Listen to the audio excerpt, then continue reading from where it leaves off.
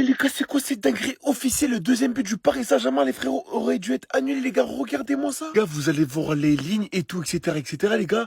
Il y avait big hors-jeu de la part du Paris Saint-Germain, les frérots, sur le but de la victoire, les gars. Regardez. Ah, regardez bien, t'as Hakimi qui fait la passe, les frérots, à Gonzalo Ramos. Déjà, les frérots, on voit très bien. Regardez, regardez, suivez bien mon doigt, regardez. Suivez mon doigt, suivez mon doigt, suivez mon doigt, suivez mon doigt. Regardez.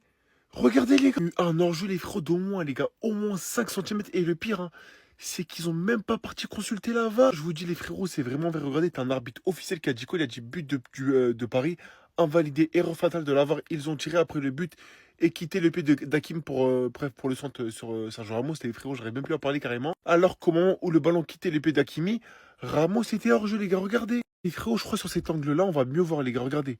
Regardez, les frérots, ça voit, c'est flagrant. C'est flagrant, les frérots, le hors-jeu. À la fin, les frérots, ce but-là, il coûte la victoire au FC Barcelone, même si le Paris Saint-Germain, les frérots, ils n'ont pas démérité. Mais les gars, il y a hors-jeu. Il y a hors-jeu, les frérots, je suis désolé, mais il y a hors-jeu, là. Le but de la victoire de Gonzalo Ramos était hors-jeu. Archivovar estime qu'il n'y avait pas but de Gonzalo Ramos et du Paris Saint-Germain et que le but était hors-jeu. Grave erreur de la part de la VAR. Les arbitres ont jugé sur un plan où le ballon est déjà parti des pieds d'Achraf Hakimi, toujours selon Archivovar. Alors je ne sais pas si Archivovar est pro-marseillais ou je ne sais pas quoi, mais en tout cas, tous les Barcelonais sur le terrain, tous les joueurs sur le banc, tout le staff et Hansi Flick n'ont pas crié au scandale. Ils avaient leur tablette devant eux, ils avaient leur écran devant eux et eux n'ont pas rechigné. Donc il faut arrêter toujours de trouver des excuses. Ramos n'était pas hors jeu, ils étaient sur la même ligne. La VAR nous a montré quelques minutes après le but que Ramos était bien positionné et qu'il n'y avait pas hors jeu. Donc toujours chercher quelque chose contre le Paris Saint-Germain. Le Paris Saint-Germain s'est imposé 2-1 au FC Barcelone sans contestation possible avec ses titis parisiens et 5 titulaires absents.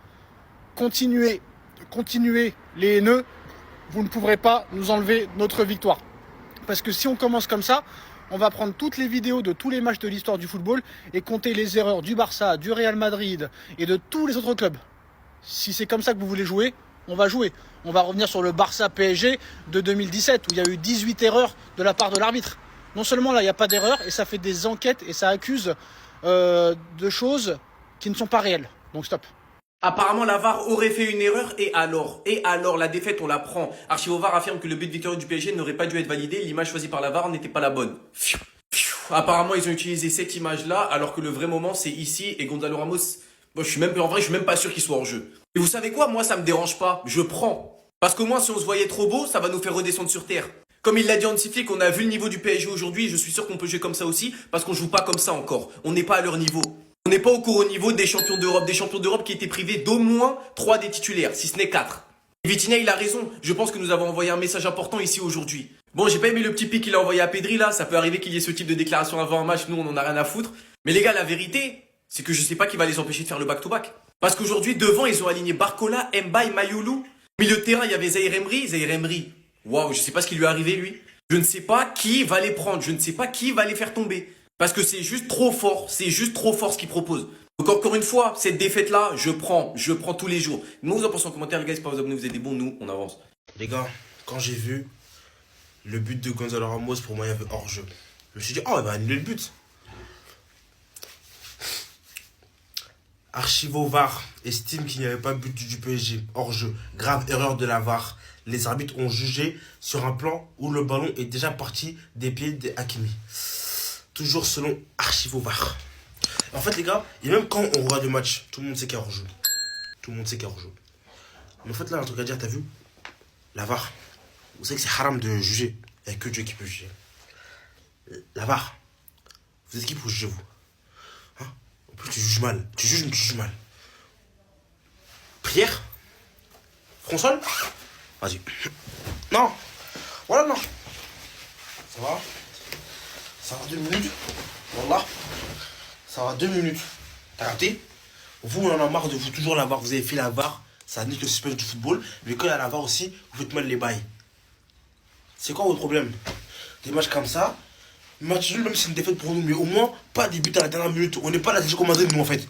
On encule. Attendez, la défaite elle est totalement méritée et carrément j'ai même envie de dire que c'est bien fait pour nous. Et vraiment c'est bien fait pour nous parce que je suis désolé hein, mais la deuxième mi-temps que les joueurs ils nous ont pondu c'est un manque de respect. Mais vraiment c'est un gros manque de respect. Un match à la base ça dure 90 minutes. En fait aujourd'hui le Barça a joué seulement 45 ou 60 minutes, pas plus. Et encore le 60 minutes là je suis vraiment en train de gratter, on a joué qu'une seule mi-temps. Tu commences le match, tu fais une bonne entame, t'as la possession, t'arrives à effectuer un pressing haut comme Hansi Flick l'avait demandé. Derrière t'arrives à te créer des occasions mais tu manques de réalisme. Et vu le début du match, heureusement que t'arrives à convertir ton temps fort pour un but signé Ferran Torres. Parce que je rappelle quand même que juste avant il y a Ferran Torres qui a une occasion qui dribble Chevalier mais malheureusement il la met pas. Il y a eu un sauvetage sur la ligne et en plus de ça il y a une action où Pedri récupère le ballon mais derrière t'arrives même pas à conclure par un tir. Et à force d'être un peu trop brouillon, forcément derrière tu prends l'égalisation. T'as Nuno Mendes qui te fait une remontée de balle, il élimine tous les joueurs. Sur l'action t'as Frenkie de Jong qui peut défendre mais comme juste avant il prend un carton, forcément il met pas le pied. Et derrière t'as Mayolu qui va éliminer Kubarsi avec une facilité déconcertante. Carrément, je suis choqué. Derrière, il finit parfaitement et Chesney, il peut rien faire. À la mi-temps, il y avait 1-1 et pour le coup, j'étais archi dégoûté, mais je me disais qu'en deuxième mi-temps, t'allais revenir avec de meilleures intentions. Mais pas du tout. En deuxième mi-temps, le Barça n'a pas joué. Dans les ressorties de balles, les joueurs, ils y arrivaient plus. T'arrives à avoir une occasion qui normalement doit terminer à 100% par un but, mais t'as Olmo qui tire et malheureusement, t'as le joueur du PSG qui la contre. Supplément sur le côté, t'as Koundé qui se fait envoyer comme du n'importe quoi. Et en toute fin de match, en plus de ça, tu prends le but du 2-1. Je suis désolé, mais cette défaite du Barça, elle est totalement méritée. Dans ce match, les joueurs que je vais retenir pour commencer, le premier, c'est Eric Garcia. Il a fait un match qui est juste incroyable. Et Gérard Martin, lui aussi, qui a été énormément attendu, vraiment chapeau. Bref, en tout cas, n'hésitez pas à me donner vos avis dans les commentaires, histoire de savoir ce que vous en pensez, et moi je dirai tout ça.